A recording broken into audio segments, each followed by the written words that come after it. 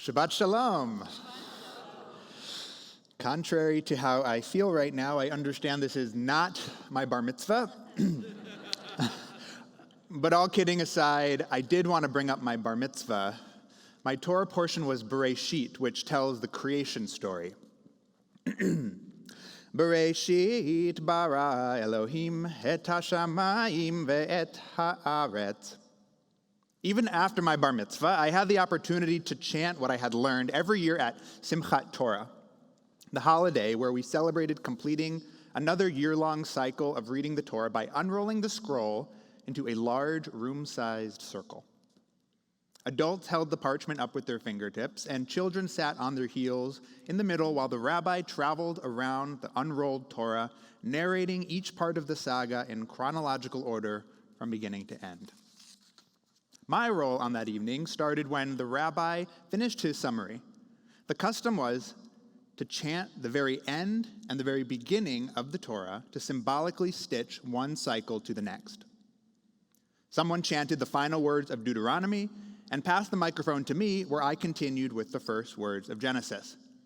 Bereshit bara Elohim et hashamayim ve'et haaretz. Afterwards, we inhaled nut-coated caramel apples on a stick and danced with the Torahs for what seemed like all night, and I felt giddy being part of this festive ceremony. I recalled this story thinking about this week's Torah portion, Matot Maseh. Matot Maseh is the very last Torah portion in the book of Numbers, which means that next Shabbat we will begin the last book of Torah, Deuteronomy. Deuteronomy will take us through the rest of the summer, through the High Holy Days, and believe it or not, into October, when we'll celebrate the conclusion of this cycle with the observance of Simchat Torah. I don't know how you do Simchat Torah in this community yet, but I volunteer to read. So at the end of reading any book of Torah, the congregation rises and all say, Chazak, Chazak, V'nit Chazek. The Hebrew root being chazak, which means strong, the notion here being that we should derive strength from the completion of one cycle and let that strength propel us into the next. I think this is why when finishing a section of the Talmud, the oral Torah, we recite the words hadran alach, which in Aramaic means we will return to you. The notion here is that despite having read and studied an entire section of our text, we don't think about strength, we think about it not being complete. We can't pretend that we have it all figured out.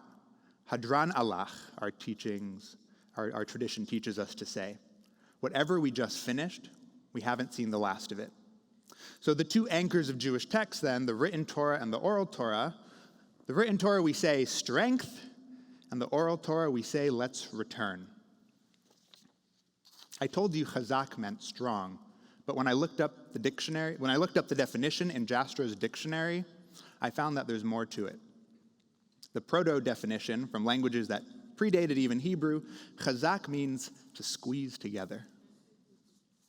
Reading this definition back into what we say after reading a book of Torah, chazak, chazak, v'nit chazek, I understand what we accomplished in our reading as a display of strength, but also as a means of binding us together as a community of practice. With hadran, I also looked that up in Jastro, and I saw that the root hadar in Aramaic is understood as return, but at its core means to enclose or make a circle around. One of the most satisfying things about Hebrew roots is that there's a world in every word. From enclose or make a circle, the word morphs into return. So on this occasion of my first Shabbat at Congregation Emanu-El, I take to heart the teachings of those short catchphrases. Chazak, be strong.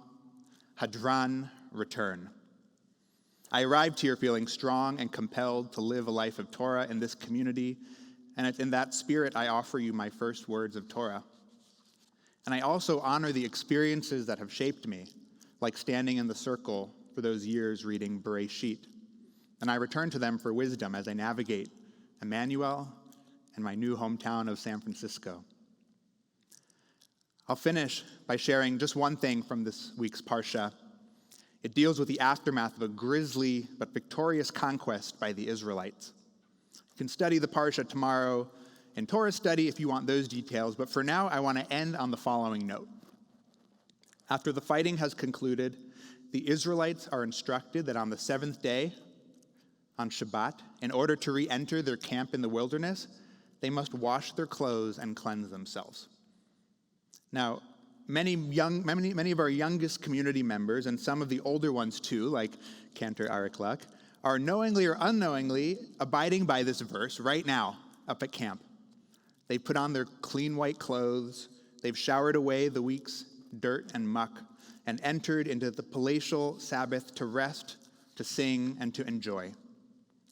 And here we are in the city or wherever we're streaming from, and another week has come and gone, another book of Torah invariably concluded, Chazak. And we know that we'll leave this moment in time, but we know that we will return to it at a later time that's still unknown. The duality between strength and retreat offers us the chance to declare each moment as a sacred step on the path of life. And with that in mind, I want to recite the following blessing.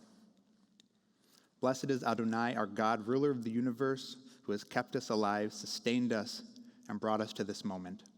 Baruch atah Adonai, Eloheinu melech haolam, shehecheyanu, v'kiyamanu, v'higiyanu, lazman hazeh. Shabbat shalom. Shabbat shalom.